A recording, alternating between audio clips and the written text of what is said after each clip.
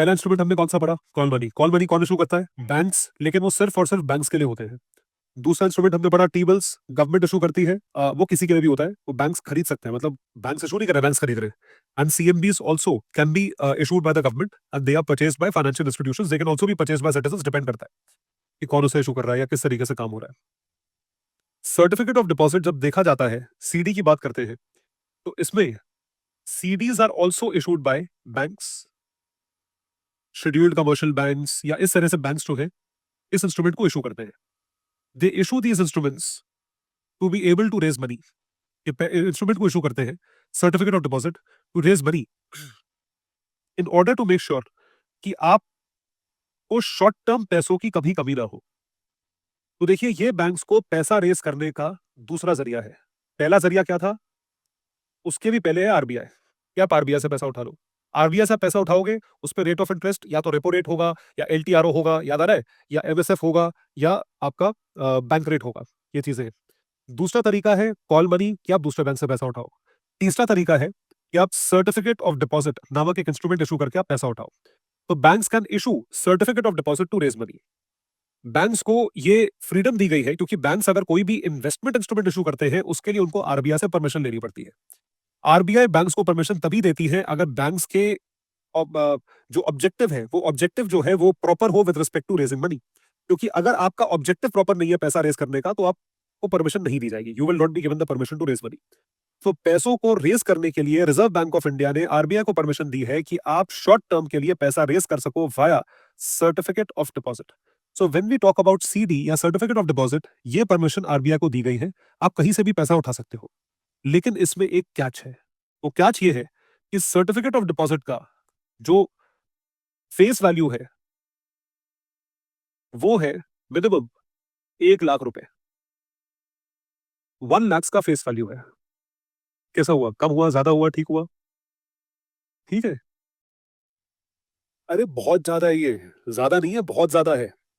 ₹1 लाख का investment instrument Bharat में कितने लोग खरीद सकते हैं? 1% लोग भी नहीं खरीद सकते। Not even 1% people can buy it. एक तो आधे लोगों के पास तो ब्लैक मनी है, तो वो वैसे ही नहीं खरीद सकते बैंक का इशू करा हुआ इंस्ट्रूमेंट। बैंक से ही तो बचते हैं वो लोग। ठीक है, बाकी जिनके पास व्हाइट मनी है, उनके पास कितने लोगों के पास ₹1 लाख डिस्पोजेबल होंगे कि वो उस इंस्ट्रूमेंट को खरीद सके? अगर मुझे एक ऐसा इंस्ट्रूमेंट ₹1 लाख का खरीदना हो, तो I have to save money for at least 7 to 8 months। तब मेरे पास ₹1 लाख एक्स्ट्रा बचेंगे जो मैं यहाँ पे इन्वेस्ट कर सकता हूँ। So if I who has been working for 10 years, मैं 11-12 साल से मैं नौकरी कर रहा हूँ। मैं नौकरी तो खैर 17-18 साल से कर रहा हूँ, लेकिन 11-12 साल से पोस्ट क्वालिफिकेशन प्रोफेशनल नौकरी कर रहा हूँ। मुझे अगर 7-8 महीने लग रहे हैं, तो आप ये समझ के चलिए कि आप 99% वर्किंग जनता जिनके पास जो पैसा कमाते हैं, उन लोगों के लिए ये चीज बहुत बड़ी ड्रीम है। It is a very big dream. Investment instruments जो है, म्यूचुअल फंड क्यों अट्रैक्टिव है सब लोगों के लिए? क्योंकि म्यूचुअल फंड शुरू होता है ₹500 से।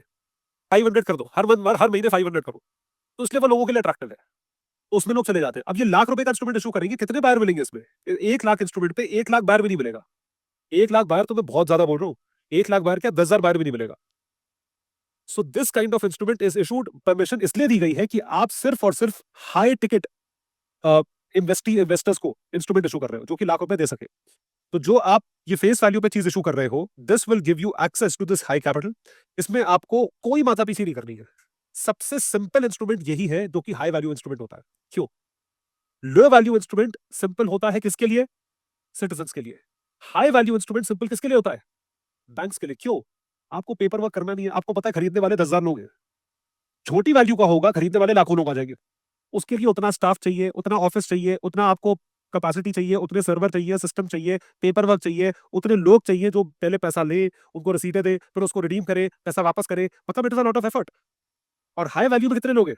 हाई वैल्यू में समझ के चलिए 1/10, 10% लोग, उससे भी कम होंगे।